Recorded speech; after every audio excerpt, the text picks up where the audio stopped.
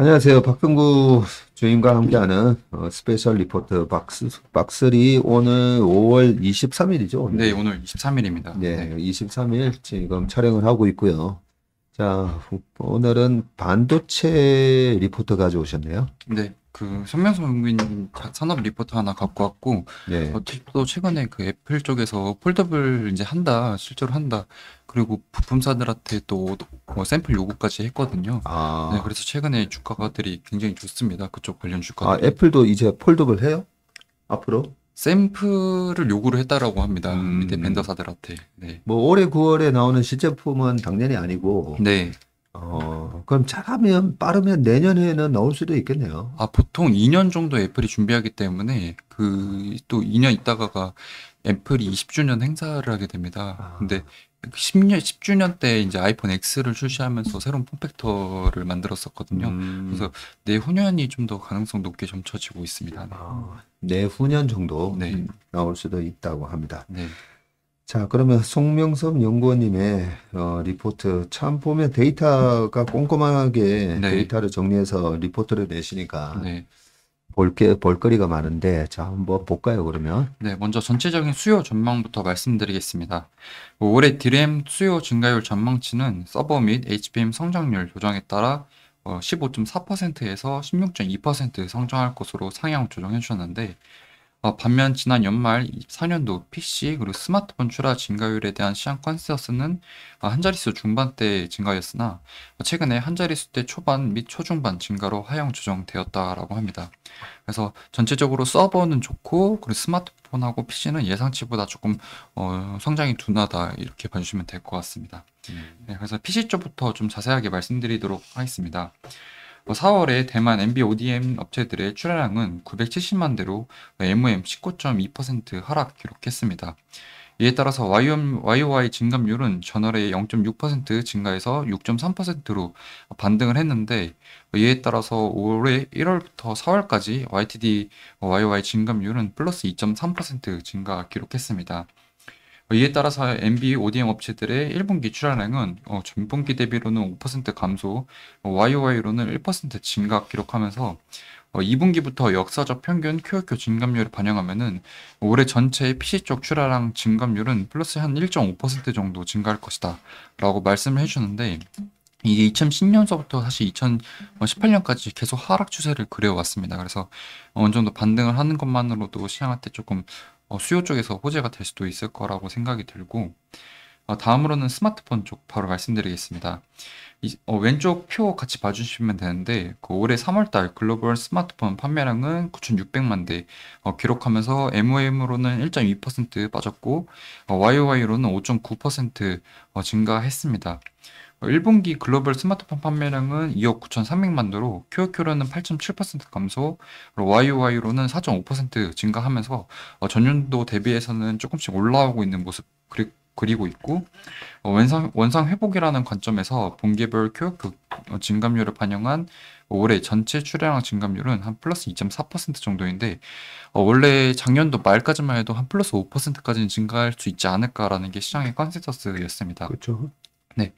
그래서 중국 쪽을 좀 더 자세하게 봐야 되는데, 3월달 중국 스마트폰 시장 판매량은 2,000만 대 정도 기록하면서 출하량은 2천만 대 비슷하게 판매량과 유사했습니다. 그래서 아래 그림 9번 같이 봐주시면은 누적 재고는 전월 수준을 유지하면서 1분기 중국 판매량은 7,100만 대로 YOY로 한 1.5% 증가했다 이렇게 봐주시면 될 것 같습니다. 네. 그래서 PC하고 스마트폰은 시장 눈높이보다는 조금 못했다라고 봐주시면 될 것 같습니다. 네. 네. 그리고 이제 중요한 게 이제 다음 장서부터 이제 서버 쪽을 저희가 유심히 봐야 되잖아요. 근데 이 전망치를 상향 조정해 주셨습니다. 그 이후로는 5월 19일 집계된 미국, 중국 빅테크 업체 14개사의 이 4년도 캐펙스 YY 증감률 전망치를 플러스 32.9%로 4월 집계치 이 3.7% 대비 크게 상향 조정해 주셨는데, 이게 이제 실적 발표를 하면서 최근에 뭐 메타나 뭐 아마존 이런 쪽에서 캐펙스를 엄청나게 많이 증가를 시키고 있잖아요. 네. 그래서 이번 실적 발표를 통해서 YY 그 캐펙스 증감률이 크게 상승했다 이렇게 봐주시면 될 것 같고, 미국 쪽 그리고 중국 모두 전망치가 상향 조정됐습니다. 그래서 빅테크 업체들의 AI 관련 투자 및 AI 서버 생산에 대한 의욕이 매우 강함을 알 수 있고 밑에 쪽 봐주시면은 그 24년도에 구글 그리고 메타, 아마존, 마이크로소프트가 이 캐펙스에서 굉장히 많은 부분을 좀 차지하게 됩니다. 근데 그 애플이나 뭐 IBM, 페이팔이나 알리바바 이 기업들을 제외한 나머지 모든 빅테크들은 캐펙스 전망치를 거의 10% 정도 다 상향 조정이 되었습니다. 네. 그래서 당사는 정체되어 있는 브랜드 서버 시장을 감안하더라도 빅테크 서버 시장 성장을 반영해서 올해 전체 서버 출하량 증가율을 기존의 2.1%에서 3.1%로 상향 조정을 해 주셨습니다. 네. 그리고 바로 이어서 HBM 쪽도 바로 말씀드리도록 하겠습니다. HBM의 가속기 반도체의 생산량에 기반하므로 가속기 반도체가 계획대로 생산만 된다면 수급에는 변동이 크게 없다라고 합니다. 근데 TSMC의 코어스 캐파가 24년 대비해서 25년도에 2배가량 증가를 하게 되고 엔비디아에 대한 할당량 또한 2배 증가한다라고 합니다. 그래서 코어스 캐파에 기반한 각 가속기 업체들의 최대 생산량을 감안해 보면은 24년도 HBM 생산량은 8억 4천만 기가바이트 달아서 YOY로 301% 증가한다라고 하는데 이 코어스 캐파 장수 거기다가 이제 APM 용량까지 HBM의 용량까지 늘어나 버리니까 이제 코어스 기판의 YOY 성장률보다 훨씬 더 크다 이렇게 봐주시면 될 것 같고 SK 하이닉스와 마이크론은 고객사 인증을 이미 마치고 HBM3 8단 공급은 2분기 초에 개시했고 SK 하이닉스의 8단 HBM3 수율은 골든 수율에 근접 중이라고 하고 어제 뉴스 기사로 보면은 사실 80%까지 이제 올라왔다라는 그렇죠. 게 저희 아침 모닝 브리핑 때도 얘기가 나왔었습니다. 네. 네. 한국 반도체 업체들은 12단 HBM3E의 샘플을 엔비디아에 제출한 사항으로 엔비디아는 순차적으로 인증을 진행할 것으로 보이고 특히나 삼성전자 같은 경우에는 엔비디아 및 TSMC의 테스트 캐파 부족 및 품질 문제 지속으로 올해 HBM3 이상에서 본격 개선이 불투명해진 것으로 보인다라고 말씀해 주셨고 현재 상황으로 볼 때도 24년도에도 SK하이닉스의 우위가 이어질 가능성이 높은 것으로 판단된다라고 말씀을 해 주셨습니다. 네. 네, 근데 이게 뉴스플로우를 봐보면은 지금 SK 하이닉스의 그 MR 머프 방식을 엔비디아가 지금 계속 채택을 하고 있고 삼성전자는 한 장 한 장 바르는 NCF 필름 방식을 채택을 하고 있잖아요. 근데 그 문제 때문에 지금 삼성전자가 계속 거부를 좀 당하고 있는 것 같습니다. 그래서 삼성전자 임원진들이 지금 미국에 파견이 나가 있는 상태이고 2주 정도의 유예 기간을 줬다고 뉴스플로우에서 나와 있기 때문에 지금 삼성전자한테는 굉장히 중요한 시기가 아닌가라고 생각이 좀 듭니다. 네. 네. 두 번째로는 이제 메모리 반도체 업황 그리고 전망 말씀드리겠습니다. 작년도 5월달 재고를 쌓아온 A데이터의 현재 D램 재고는 역사적 최고 수준이라고 합니다.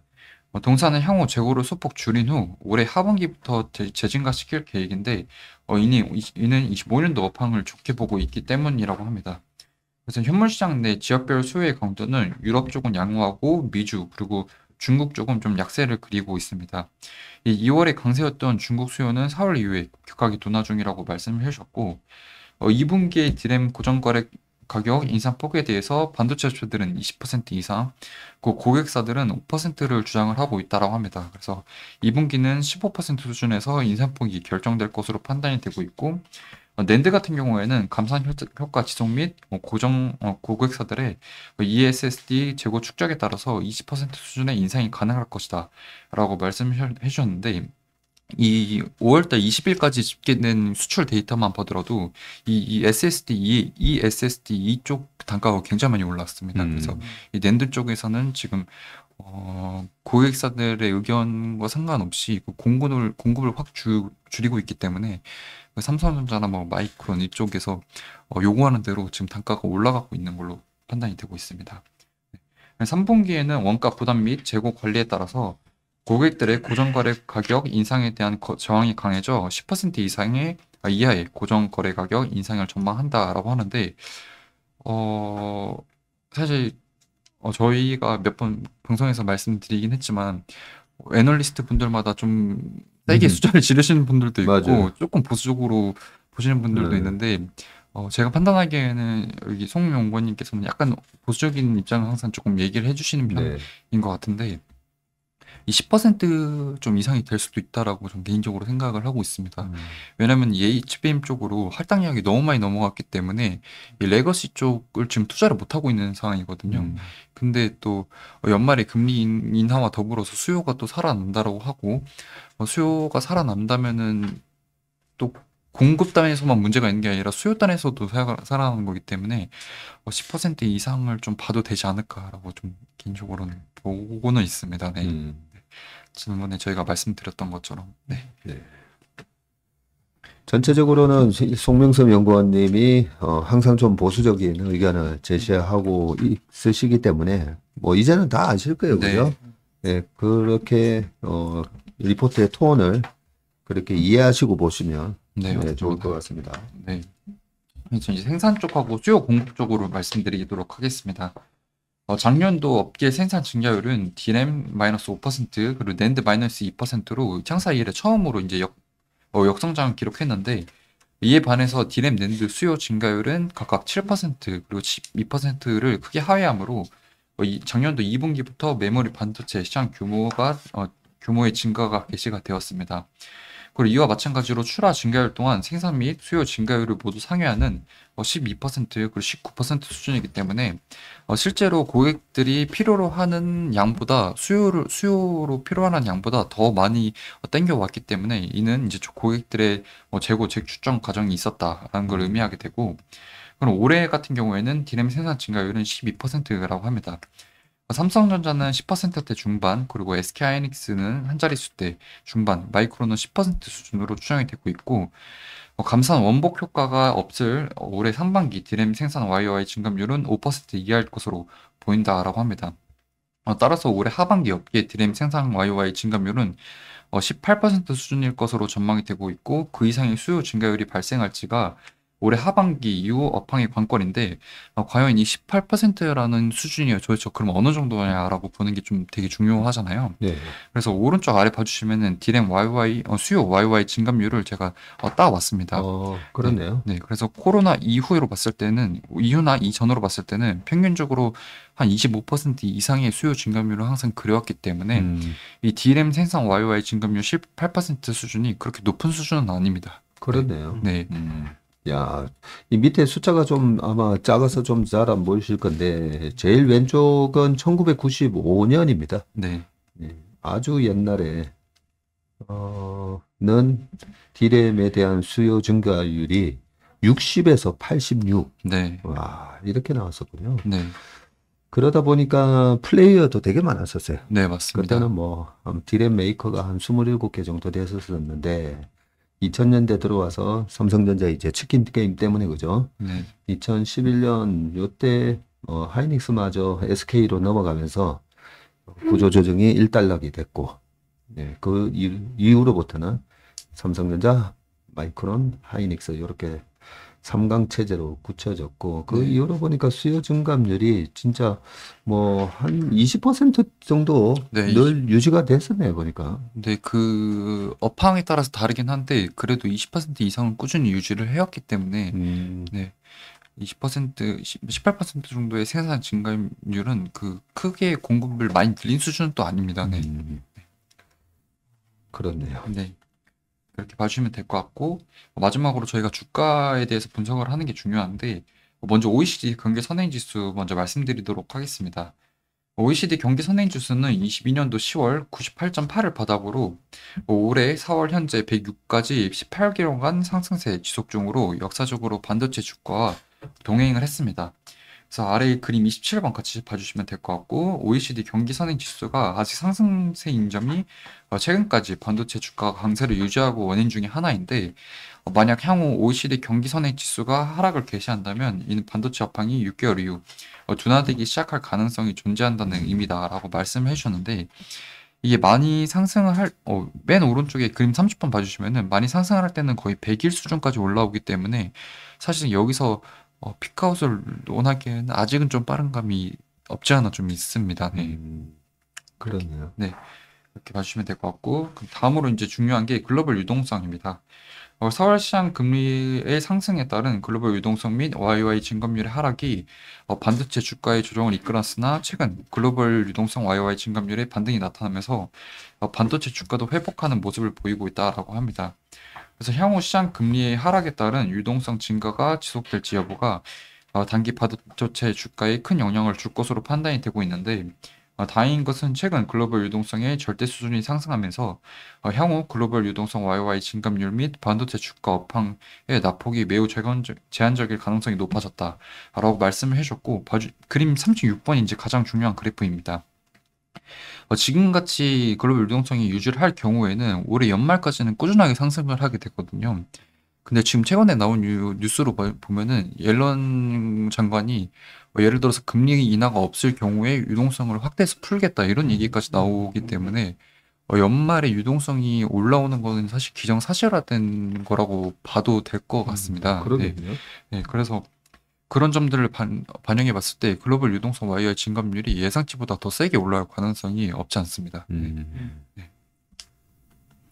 다만 이제 중국 쪽도 좀 살아나야 되는데 중국 쪽이 4월 데이터가 좀 많이 안 좋게 나왔기 때문에 이 중국 M2 YY 증감률이 거의 바닥 수준까지 지금 내려왔거든요. 8% 수준이 이제 바닥인데 7.2% 기록을 했습니다. 4월 달에. 그래서 중국 쪽도 어느 정도 유동성 YY 증감률이 바닥을 치지 않았나 생각이 들고 이 중국이 전체 글로벌에서 한 40%를 차지하기 때문에 중국이 반등하는 것도 굉장히 중요합니다. 네. 네.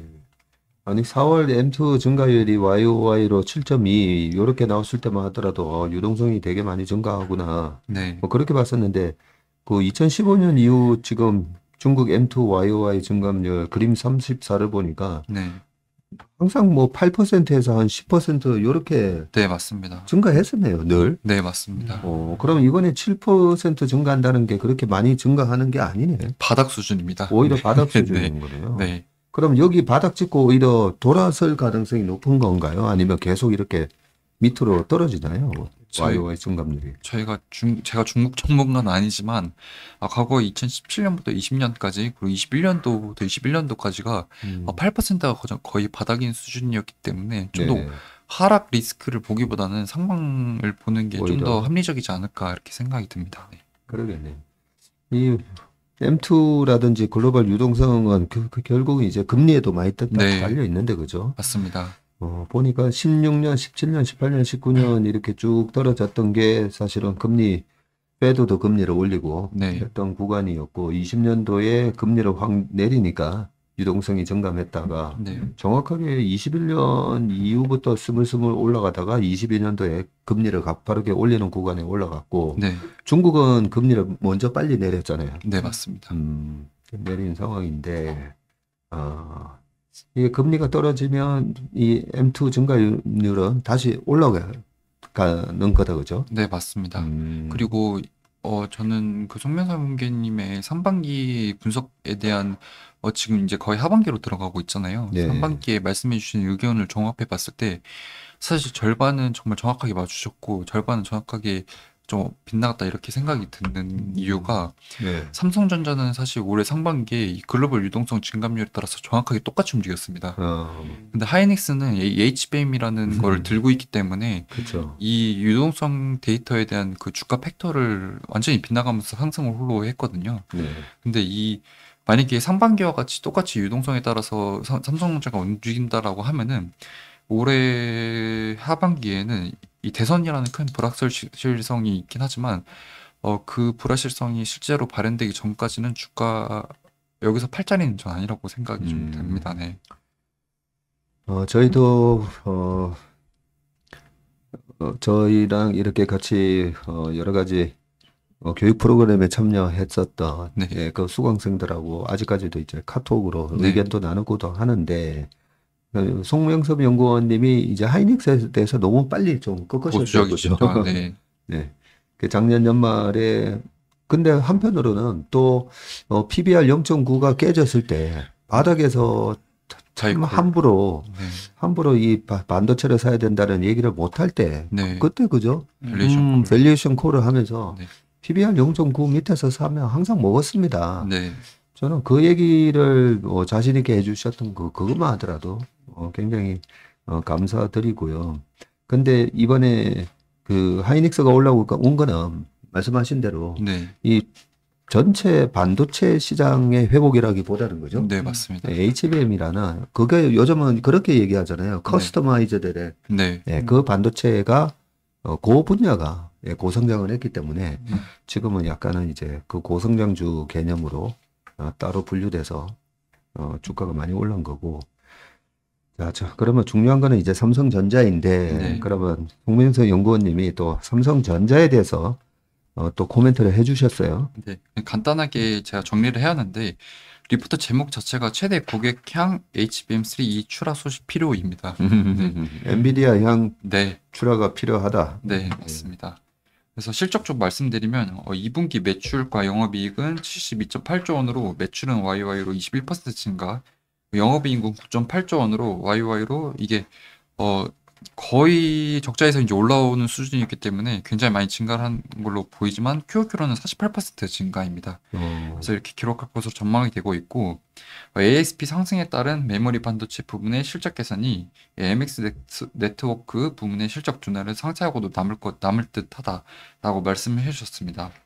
사업 부문별로는 반도체에서 5.6조 원, 특히나 메모리 쪽에서 6.1조 원 나올 것으로 전망이 되고 있고, 이 디스플레이 쪽에서 4천억, MX 네트워크 쪽에서 2.8조 원, CE 쪽에서 9천억 정도로 이제 전망을 하셨습니다.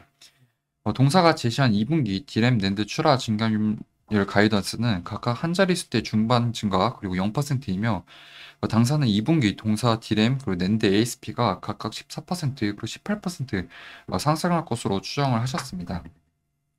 동사 주가의 최근 상대적 부진은 동사 HBM 부문의 경쟁력 회복 기대감이 약화되었기 때문인 것으로 보이고 무엇보다 HBM3 이상 제품의 출하가 최대 고객사향으로 본격화되어야 할 것으로 판단이 된다 라고 말씀을 해주셨습니다. 다음 페이지 봐주시면은 동사 현재 주가는 24년도 예상 BPS 대비 1.38배로 역사적 중간 PB 배수 수준에 불과하므로 매수 투자 의견을 유지한다라고 합니다. 단 당분간 동사 HBM 부문의 경쟁력이 크게 개선되지 못할 가능성을 반영해 저점 PB 배수 및 목표 주가를 1.6배와 91,000원으로 소폭 하향 조정하셨습니다. 그 이유로는 HBM 경쟁력은 경쟁사 대비 약세에 머물 가능성이 높아 지난 20년 동사 연간 고점 배수 평균인 1.7배 이상을 적용하기는 어려울 듯하다. 그래서 목표 주가의 PBR 1.6배 적용을 하셨습니다. 네. 어느 정도 합리적인 수준이라고 저는 생각이 듭니다. 네. 그러네요. 네. 예, PBR 배수를 뭐 평균을 낸 게 아니라 이번에 올라오게 되면 네. 지난 20년간 동사 연간 고점 배수 평균이 한 1.7배였기 때문에 지금 1.4배다 그죠? 1.38배. 네. 네, 요 정도 있는데 1.4에서 1.7이 되면 예. 얼마 상승하는 거죠? 한 20%? 예. 네, 30%. 20% 조금 네, 넘는다 네. 그죠? 네, 네. 예. 20% 넘으면 그러면 주가가 8만 원이라고 하면 20% 증가하면 96,000원이네. 네, 네, 맞습니다. 결국 이익의 배수를 곱하면 이제 목표하는 우리가 지향하는 그 수준의 주가 수준이 나오는데 지금 삼성전자의 숫자 자체는 여기에서도 적혀 있듯이 그 HBM이 없다고 하더라도 다른 부분에서 선전을 하기 때문에 계속 견조한 수준으로 나올 건데 이게 배수가 문제인 것 같아요. 네. 그렇네. 배수를 못 주고 있어요 지금. HBM 모멘텀이 안 생겨서. 맞네. 반면에 이제 하이닉스는 이익 증가와 배수를 양쪽으로 받고 있고요. 그러니까요. 예. 그 고점 평균 배수보다 뚫어버렸잖아요. 하이닉스는. 예, 그렇습니다. 그죠? 예. 뚫은 상황이고. 그래서 이제 과거에 보던 시각하고 좀 안 통하는 거고요. 음. 그런 시각으로 보면은 삼성전자는 아직 그 배수를 줄 만한 근거가 생기지 않았기 때문에 이렇게 아직까지는 봐야 되는 것 같습니다. 그러네요. 지금 송명선 연구원은 올해 삼성전자에 대한 영업이익 전망치를 아까 2Q에는 한 9.8조 정도 네.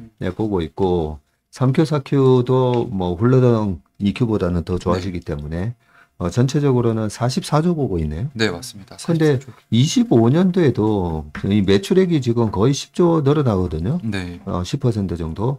300조에서 330조가 되는데 영업이익은 44조에서 그대로 44조. 네. 근데 그러면 아까 뭐 ASP도 올라간다, 네. 뭐 Q도 올라갈 거고, 그런데 내년까지 이 매출 탑라인이 계속 증가하는데 영업이익을 또 올해랑 똑같이. 네.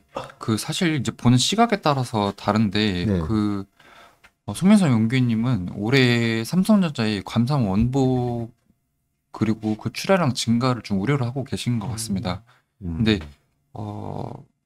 사실 지금 돌아가는 상황을 보면은 지금 그쪽 레거시 쪽에 투자를 전혀 못 하고 있기 때문에 생각했던 것보다 QoQ로 D램 ASP가 생각보다 더 장기간 그리고 더 높은 폭으로 상승할 가능성이 계속 커지고 있거든요. 왜냐면 HBM 쪽으로 계속 투자를 하면 할수록 레거시 쪽에 투자할 공간도 부족하고 돈도 네. 부족하잖아요. 네. 네, 그러니까 그런 것들이 계속 반영이 되면은 아마 삼성전자의 추정치가 높아질 수밖에 없을 것 같습니다. 네. 네. 네. 그래서 이 부분이 좀 이상해요. 예, 시장 컨센은 55점입니다. 그렇죠. 예. 시장 컨센은 내년까지 올해보다 또 내년이 훨씬 더 좋아지는 걸로 네. 그렇게 보고 있는데, 자, 그러면 그 송명석 연구원님이 또 하이닉스에 대해서도 네네. 코멘트를 하고 추정치를 해놨으니까 네네. 이것까지 한번 읽어보고 또 네. 얘기를 나누도록 하겠습니다. SK하이닉스의 2분기 D램 낸드 출하 증가율 가이던스는 각각 10%대 중반 증가와 0%이며 당사는 2분기 동사 D램 낸드 ASP가 각각 14%, 18% 상승할 것으로 추정을 하고 계십니다. 출하 증가율 가이던스와 당사 ASP 상승률 가정을 감안해 도출된 동사 2분기 매출과 영업이익 전망치는 전분기 대비 각각 29% 그리고 111% 증가하는 16.1조 원과 6.1조 원 지금 전망을 하셨는데 동사는 최대 고객사형으로 HBM3E 8단 제품을 출하하기 시작했으며 12단 제품 역시 인증 과정을 거치고 있습니다. 당분간 HBM 부분에서 가장 높은 시장 점유율과 경쟁력을 유지할 것으로 판단이 되고 있고 상대적 주가 퍼포먼스는 HBM 부분에서의 경쟁력 우위 지속에 따라 당분간 강세를 유지할 것으로 전망이 되고 있습니다. 단 코어스 캐파 할당을 감안해 도출되는 올해 HBM 탑재 가속기 반도체의 최대 생산량은 AI 서버로부터의 요구량을 크게 상회하는 것으로 추정이 되며 따라서 만약 가속기 반도체의 생산 조정과 경쟁사들의 HBM 공급 본격화가 발생한다면 동사 HBM 부분의 이익률이 하락할 가능성은 존재한다라고 하는데 사실 여기서 말씀을 해주시고 있는 그 AI 그 코어스 캐파가 증가하는 것 대비해서 HBM의 그 캐파가 더 많이 늘어난다라는 게 이제 연구원님께서 주장을 하시는 건데 하이닉스는 거기에 해당이 좀 안 될 것 같거든요. 그래요? 네, 왜냐면은 엔비디아가 하이닉스 거를 먼저 다 받아 쓰고 그러게. 최근 나온 뉴스를 보면은 하이닉스 마이크론 한테 먼저 납품을 받고 그거를 먼저 해소할 거기 때문에 삼성전자한테 거부를 했다 이렇게 뉴스 보도가 나왔거든요. 네. 그러면 일단 그 보도 자료에 의하면은 이 말이 성립이 안 되는 걸로 보이고 이 HBM도 가격 협상이 지금 진행 중이기 때문에 지금 당장 어떤 당장 마진에 대한 하락을 지금서부터 걱정해야 될까에 대해서는 미지수입니다. 그러니까 네. too early인 것 네, 같은데. 그죠? 네. 자, 그러면 이 하이닉스에 대해서 좀 너무 밸류에이션 셀 콜을 너무 빨리 하셨는데 네. 지금은 어떻게 보고 계시죠? 네, HBM의 고성장이 지난 10년간 동사 밸류에이션 배수의 상단을 돌파해 2.2배 이상이 안착하게 만들지 여부는 아직 지켜볼 일이다라고 말씀하시면서 24년도 예상 BPS에 2.2배를 적용할 경우 20만 5천 원의 적정 주가가 도출된다라고 말씀을 해주셨습니다. 네. 원래는 0.9에 사고 1.6에 팔아야 되기 때문에 네. 사실은 1.6부터 계속 셀콜을 비슷하게 하셨어요. 네, 맞습니다. 그렇죠?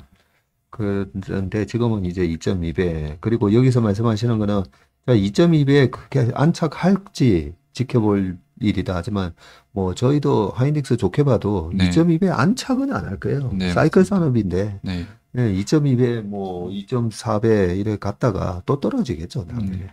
자, 그런데 그 떨어지는 시점을 언제로 볼 건가? 그 부분인데 반도체 사이클로 보면 작년에 그렇게 재고가 엄청나게 쌓이고 네. 다운 사이클을 겪었는데 올해 뭐 거의 하반기부터 올해 작년 하반기부터 올 네. 초부터 이제 돌기 시작한 건데 벌써 이 꺾이려나? 네. 좀 그런 생각이 들고요. 자, 아까 삼성전자는 뭐 내년 탑라인은 증가해도 이익은 이제 증가 못한다. 네. 영업이익률이 그러면 확 떨어지는 건데 그러면 하이닉스는 어떻게 지금 보고 계시죠? 다시 한번. 하이닉스에 대한 네. 내년 2025년 전망치 보니까 네네. 매출액 같은 경우에도 올해 64조인데 네. 내년에 74조로 네네. 거의 한 매출액도 증가한다 그죠? 네. 탑라인 계속 증가하고 한 8% 증가하고 뭐예요? 네, 영업이익은 오히려 역성. 역성장이네. 네네, 맞습니다. 네. 근데 내년치 정도까지 다 지금 거의 뭐 계약 다 된 거 아니에요? 올해 거까지는 일단 계약이 다 된 걸로 알고 올해까지는 있습니다. 거의죠. 다 네네. 됐고. 네.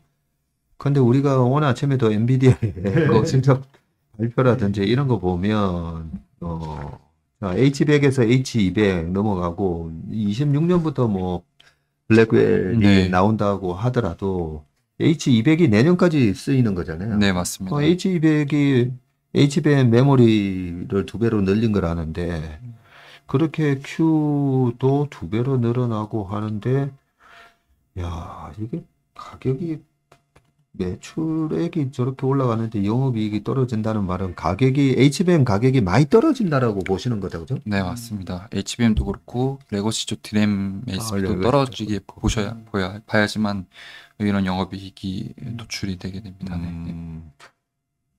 내년에 이렇게 떨어지면 주가는 다운 건데. 네, 네. 그죠? 예. 반도체 사이클상 내년부터 이렇게 딱 빠질 거면 올해 하반기부터 주가가 이제 뭐 툭툭 떨어진다고 봐야죠. 뭐. 이게 이 네네. 내용이 맞다면 지금 팔아야 됩니다. 지금 네, 네. 사실 저는 이런 것들에 대해서 방향성이라고 보는데요. 저희가 어떤 그 위에 움직이는 엔비디아 그리고 SK 하이닉스의 밸류체인이라는 그런 것도 있고, 예를 들어서 변압기로 보면 HD 현대일렉이 가장 대장이고 밑에 뭐 재룡전기나 일진전기, LS 뭐 이런 주식들이 있잖아요. 그렇죠. 사실 SK 하이닉스의 밸류에이션을 딱 2.2배에 고정을 시켜놓고 몇프 주가 쓰니까 매도 이런 것보다는 이 SK 하이닉스의 밸류 체인의 최상단에 있는 엔비디아에 대한 분석을 먼저 해야지만 이런 그러니까. 방향성을 저희가 알 수 있을 거라고 생각을 하고, 근데 결국엔 그것도 봐야 되고 개별 기업 단위에서도 봐야 되는데 제가 생각하고 있는 리스크는 딱 하나입니다. 삼성전자가 HBM을 성공을 하냐 마냐 요거인데 엔비디아가 무너질 건가 아니면 삼성전자도 동참을 하게 될 건가, 이 두 가지 리스크거든요. 근데 지금은 그 두 가지 리스크가 아직도 발현이 안 된 상황이기 때문에 여기서 어떤 액션을 크게 취한다기보다는 이런 리스크가 있으니 조금 조절을 해보자, 이 정도는 괜찮을 것 같습니다. 네. 그 정확한 그 핵심 포인트를 박성구 주임이 얘기해 줬는데요. 반도체이기 때문에 작년처럼 이익이 박살 났을 때 네. 주식을 사고 이익이 가장 많이 나올 때 주식을 팔고 나와야 되거든요. 네. 근데 이익이 가장 많이 났었던 2018년도 그때 하이닉스가 한 60조 요렇게 매출에 네. 20조 이익이 났었거든요. 근데 그 2018년 사상 최대 이익이 나기 바로 전 2017년에도 수익이 많이 났어요. 네, 맞습니다. 그러니까 보통 2년 동안은 많이 나고 그러고 떨어지는 건데, 야, 작년에 7조 7천억의 적자를 나왔고 올해 24조가 나는데 내년에 21조로 이제 떨어지면서 올해가 이익 피크아웃이다. 이 부분이 조금 네. 받아들이기가 좀 힘드네요. 이 올해 영업이익도 24조 정도로 지금 추정하고 있는데 이것도 최근에 막 올린 거죠. 이거보다는 더 낮았던 걸로 네, 원래 낮았었습니다. 네, 네. 기억을 하는데요. 네. 그래서 아마도 훨씬 낮았죠. 그렇죠. 음. 그래서 지금 보니까 시장의 컨센서스가 올해가 19조예요, 영업이익이. 음. 근데 그거보다도 더 높게 지금 적은 거거든요. 아, 네. 그렇네. 네. 그리고 내년도가 21조로 지금 이제 내려온다라고 적고 있는데 지금 시장 컨센서스는 반대로 26조 정도 되고 있는 거고. 그러게. 네. 아까 삼성전자도 그랬고, 그죠? 네. 시장 컨센하고는 조금 다르게 보시는데, 원래 한 6개월 전만 하더라도 하이닉스에 대한 올해 영업이익의 예상치가 네. 뭐 낮게 보는 데가 그냥 한 8조 정도. 네. 그죠? 그러다가 뭐 최근 한 두 달 전에 그 한 10조, 10조에서 한 18조, 네. 요렇게 봤었는데 최근 두 달 동안에 좀 많이 올라오긴 해서도 그러니까 올해를 되게 좋게 보시면서 올해 너무 좀 비정상적으로 이익이 많이 나고 내년부터는 다시 네. 네. 정상화된다 약간 네. 약간 그런 느낌이다 그죠? 맞습니다. 삼성전자가 HBM 시장에 빨리 들어올 거야라는 게 이제 아마 가만히 돼 있는 네. 게 아닌가라고 그러네요. 생각이 되네요. 네. 전자가 퀄테스트도 통과하고 양산도 대량으로 잘 하게 되면 네. 가격이 떨어질 떨어지고, 거니까 네. 약간 그런 느낌이다 그죠? 네. 근데 제가 여기 송영민님 자료를 제가 여기 회사에 교육생으로 들어오고 얼마 안 됐을 때 조님이 한번 이거에 대해서 봐봐라 이렇게 말씀을 해주셔서 제가 봤었는데 정말 저는 그때 쇼킹을 했던 게 결국엔 주가를 결정짓는 거는 EPS랑 그리고 뒤에 멀티플을 곱하는 게 이제 저희가 주가라고 흔히들 말을 하잖아요. 근데 제가 개인적으로 생각했을 때는 이 EPS에 대한 추정은 정말 시간을 정말 많이 갈아 넣으면은 EPS 대 추정은 계속 정교해진다라고 생각을 합니다. 근데 시청자분들한테 말씀드리고 싶은 거는 이 뒤에 밸류에이션에 대한 부분을 저희가 고민을 조금 많이 해봐야 되거든요. 근데 이 밸류에이션에 대한 그 공부를 할 수 있는 길을 열어준 게 이 연구원님, 사실 이 연구원님입니다. 그래서 이 삼성전자 같은 경우에는 EPS는 저희가 사실 일반인이나 저희도 그렇고 뭐 반도체 단가 칩 하나를 다 계산해서 그 이익을 구하기는 굉장히 힘들잖아요, 사실. 그래서 그런 것들은 이제 애널리스트 분들의 도움이 필요하고 그런 자료들을 많이 읽으면 되는데 이 밸류에이션인 뒷부분인 거를 뭐 글로벌 유동성이나 OECD 경기 선행 지수나 이런 것들로 이제 설명을 해주시기 때문에 그런 걸로 이제 시클리컬에 대한 공부를 하고 성장주에 대한 공부까지 확장을 해나가면은 한 단계 더 레벨업하는 수준까지 올라올 수 있지 않을까라고 생각을 합니다. 네. 네, 네. 맞아요. 송명서 연구원의 자료가 저도 좀 인상 깊었던 게, 이 반도체 주가에 대한 이 수요 공급에 대한 네. 부분, 네. 그 공급은 구조조정이 됐기 때문에 어느 정도 우리가 예상을 할 수가 있는데, 이 반도체 수요는 네. 예상이 안 돼요, 네, 사실. 맞습니다. 그래서 저는 반도체 애널리스트들이 2018년도에도 그랬고 21년도에도 그렇고 이익이 제일 많이 나올 때 그 다음 해에 대한 이익 전망치 있잖아요. 네. 제가 하나도 안 믿는다 했잖아요. 아니 그 수요를 어떻게 특히나 B2B이기 때문에 이 하이퍼스케일러라고 하는 거기에서 뭐 어떻게 캐펙스 투자할지 우리가 모르잖아요. 맞습니다. 네.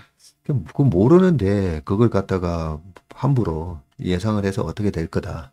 반도체 가격이 얼마나 그 널뛰기 네, 심해요. 맞습니다. 네.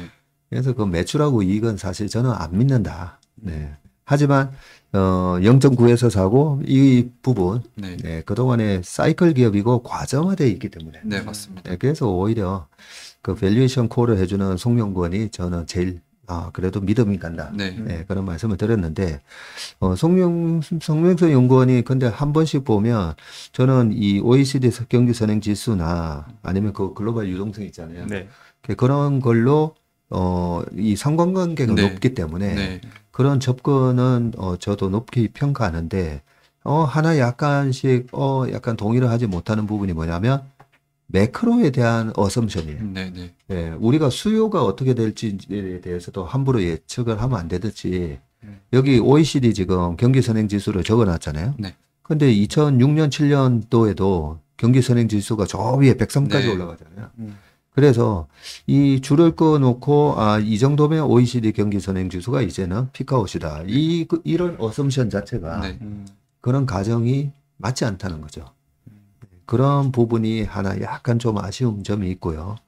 또 하나 아쉬운 점은 이제 반도체도 어떻게 보면 이 스페셜티 반도체라고 하잖아요. 네, 맞습니다. 그죠? 그러면 이런 스페셜티 반도체가 HBM 같은 시장이 새로 열리면 그 아까 말씀하신 대로 그 이 시장을 새로 여는 주체가 뭔가? 네. 그러면 엔비디아 위로 올라가고 뭐 오픈 AI 거기에 뭐 메타랑 마이크로소프트가 이 시장을 제일 많이 사고 그 밑에 어떤 네. 회사들이 지금 이 제품을 구하기 위해서 난린가?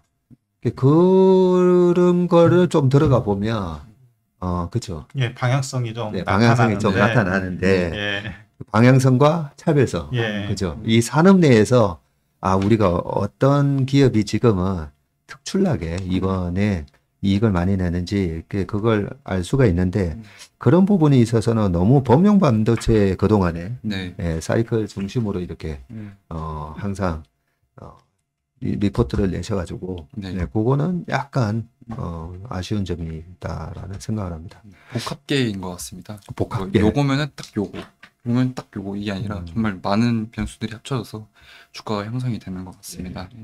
그래서 뭐 우리는 그 애널리스트들의 다 강점이 있거든요. 이것저것 뭐 다 완벽하게 그 분석을 해주는 분은 없고 저희도 마찬가지고요. 그래서 그분 리포트에 그분의 성향 네. 그리고 특성하고 어떤 패턴이나 습관 그런 걸 잘 파악을 해서 보면 될 것 같고요. 그래도 저는 송명서 연구원을 많이 좀 존경을 하기 때문에 올해 이익이 어떻게 보면 내년에는 무조건 더 올해보다 늘어난다라고 네. 저도 그렇게 생각을 하고 있었는데 내년에 오히려 꺾일 수도 있나?